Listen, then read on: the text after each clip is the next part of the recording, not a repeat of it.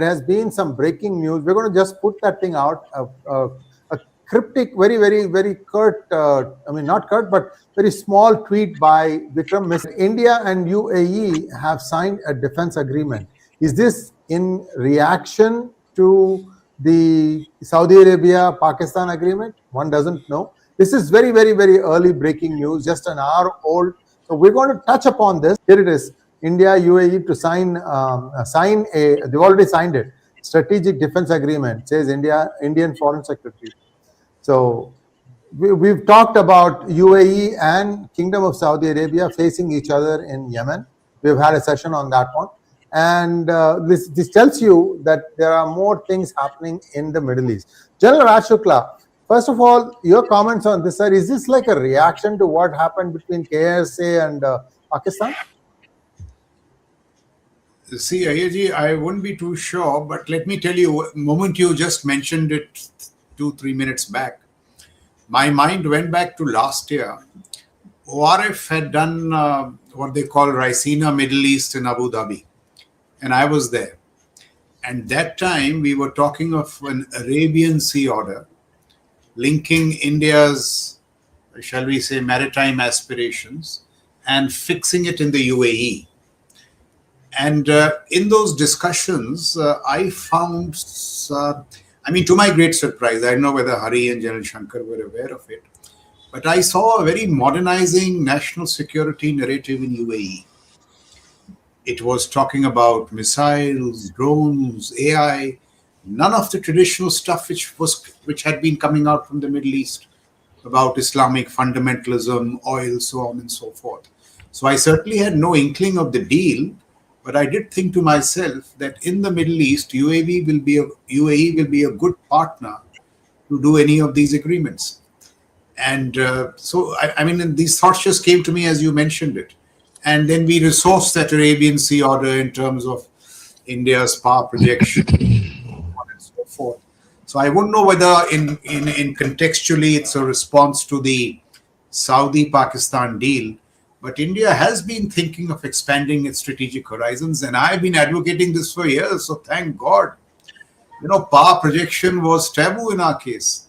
I've been making this case that India must project power, but in a responsible, calibrated manner.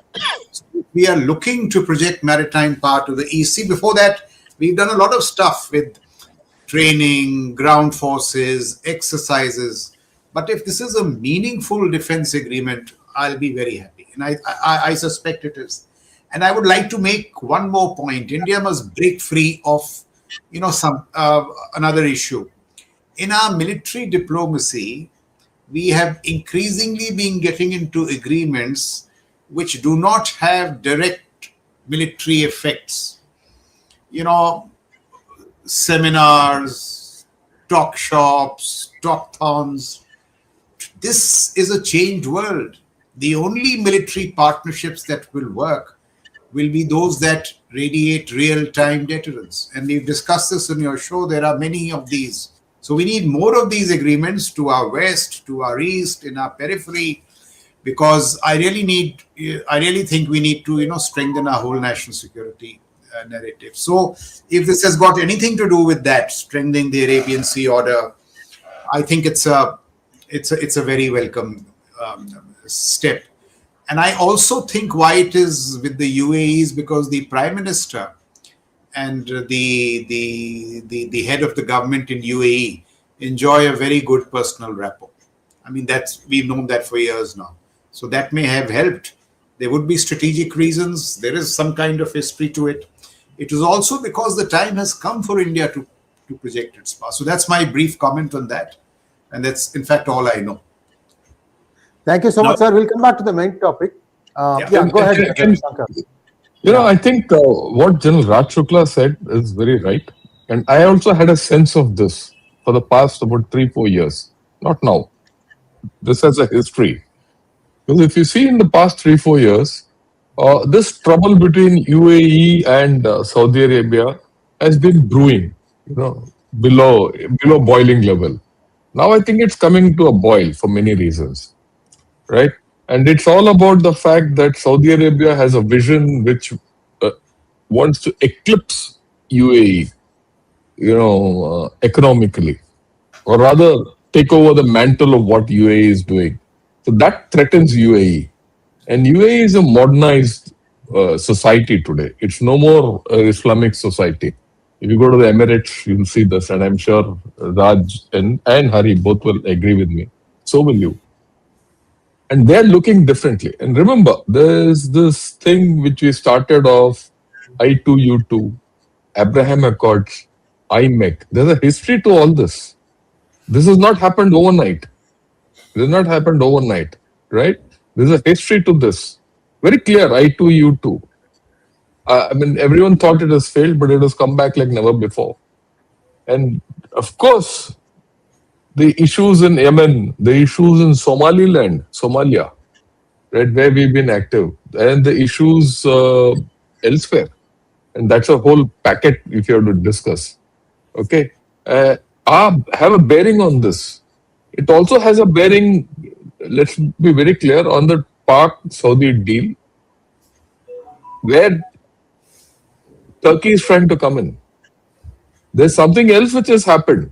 I'm going off topic, but I think this has a bearing into what we're going to discuss next also. Late December, I think Israel, Cyprus, and one more. India. Not India. Greece and Israel. Greece, Israel, Cyprus. Greece, Israel, and Cyprus have signed a pact. And they're calling India, they formally invited India into the deal. And people are terming it as a Mediterranean Quad. Right? So things are happening. And like what General Raj Shukla said, well, it's time. We started exercising our muscle. You have it.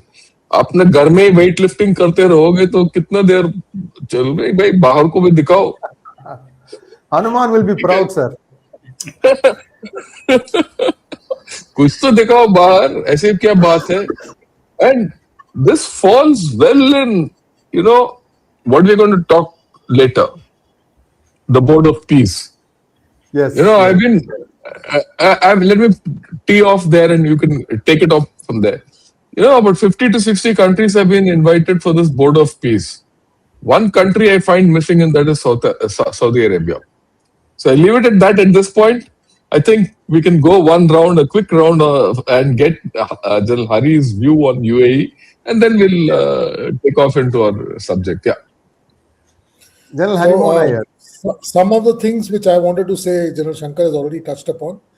You see, it is not an overnight development that UAE and India have signed a pact, and it's been happening for quite some time. We have been trying to protect our assets in this region, and if you want IMAC to be a successful corridor, then UAE has to be on your side. And if you can, take it beyond to bring Kuwait, a bit of Iraq into it, and of course Iran being a neutral member, your IMAC will work wonders. And if IMAC works wonders, the Chinese maritime Silk Road is gone. So it is 1 + 1 + 1. And the second thing which I'd like to say is the Abraham Accord. If you look at it, it is basically Israel and the UAE coming together. So when you have Israel as the center point, and you have Saudi Arabia, Turkey, and Pakistan ganging up, it was but natural that there has to be a counterforce. And I guess this will be a much more stronger and powerful one, because as I look at the Saudi Arabian-Pakistan Accord, it is basically focused at Yemen and not looking towards the north where the Houthis are. So, and I agree with both the generals that it's time not just sign deals, defense deals. These defense deals will have no value if you don't put boots on ground. So time they go beyond just naval exercises and cosmetic presence in these areas. We have to start showing our power, like General Shankar says, bahar jaake thoda sa kasrat karna zaruri hai, and those kasrats have to be meaningful ones and not cosmetic ones, which we have been doing for the last 20-25 years. So that having done, I am looking at this deal to be a game changer, because it will put the entire Middle East dynamics into a balance, which currently I felt was going off balance with Turkey and Saudi Arabia coming together. Yeah, I just you so want to much, add sir. I want to add a last point on this. You see, it's very important. We have equity in UAE and in Africa, which is growing. And this equity is not military equity. We are opening, educational establishments there. BITS have got a campus in Dubai. Schools have got a campus in Dubai. And Tanzania, in Zanzibar, IIT has a campus. Our soft power is radiating. This soft power needs a hard power, cover. Okay, so I think it's a very timely move, especially in light of what you're going to discuss: Board of Peace, GGI, and the World Order, UN, all these. And yeah, let's start that. Yeah, yes, sir. Just 1 second. General Shukla wanted to add. Yes, sir. Yeah. This metaphor that General Shankar gave us about the Pahalwan doing kasrat in his own angan, metaphor. Because I think, we seriously need to abandon our defensive crouch. And in that sense, I'm particularly glad. Also, that it is with an Islamic nation is very smart. Because see what is happening. Turkey, Pakistan, Bangladesh, and with that agreement with Saudi Arabia, they were kind of posturing to, or there was an Islamist intervention in our periphery. So we are saying, all right, before you come here, we'll go there. And look at the choice of partners. एक को मिला India, दूसरे को मिला पाकिस्तान, राजा भोज Ganga. So if this is the moment for these village metaphors, this is a better one. Raja Bhoj Gangu Teli, UAE and India have signed a very good thing. So I think in that sense it is good. But this business of bending a defense crouch, projecting power, I think this moment has come in our strategic evolution. And in that sense, it's a good step. Maybe now shift to Trump. Yeah, one thing. Yeah. UAE is fast becoming the place where many of the rich and famous are making it their home. Especially if you look at UK, many people are shifting their base from UK to UAE. Likewise, the current Treasury of Secretary, current Secretary of Treasury in the United States, Scott Bessent, calls Dubai his home. So the center of gravity seems to be shifting from London, at least in some ways, to Dubai. Another interesting thing that UAE, see again, they are ahead of all the other oil-rich kingdoms. What they are thinking about is they now have between 60,000 to 100,000 people, kids who are born in UAE. See, nobody gets citizenship by right of birth in UAE. And I bet my bottom dollar out of this 100,000, maybe 50 to 80% are Indian origin. And that is a they are thinking how best to harness that source, because there is something in there where, okay, these are people who are born here, so they probably need to be given some sort of extra heft. Remember, sir, all of us, we need to keep this in mind. For every 7 people who live in UAE, only 1 is a UAE citizen. And that's an incredibly high number. I don't know how they are keeping the peace and quiet. So let's move to the main topic now.